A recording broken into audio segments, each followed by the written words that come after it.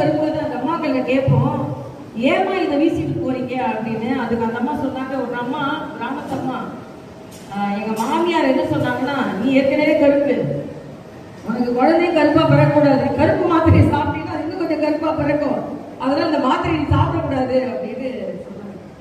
அதான் நான் நினைச்சுக்கிட்டேன், கருப்பா ஆள் இருந்தாதான் சவால்னா கருப்பா மாத்திரை இருந்தா கூட சவாலா போயிடுது போல இருக்கு அப்படின்னு சொல்லிட்டு ஒரு முறை அது மாதிரி பார்மசி கான்ஃபரன்ஸ்ல நான் அப்பீல் பண்ணேன். தெலுங்கானால கூட அதை அப்பீல் வச்சேன். தயவு செய்து இந்த அயன் டேப்லெட்டை வந்து நீங்க கலர் கலரா செய்யுங்க, பெண்களுக்கு கலர் கலரா இருந்தாதான் பிடிக்கும், அதனால கலர் கலரா கொடுத்து சேலை கலர் கலரா இருக்க மாதிரி டேப்லெட் கலர் கலரா கொடுத்தோம்னா அதை கொஞ்சம் சாப்பிடுவாங்க அப்படின்னு சொன்னேன். இதெல்லாம் என்னன்னா பிராக்டிக்கல் டிஃபிகல்ட். நம்ம நினைக்கிறோம் இதெல்லாம் பெரிய விஷயமா இல்லை அப்படின்னு நினைக்கிறோம். கலர்ல கூட பிரச்சனை இருக்கு அப்படின்றது.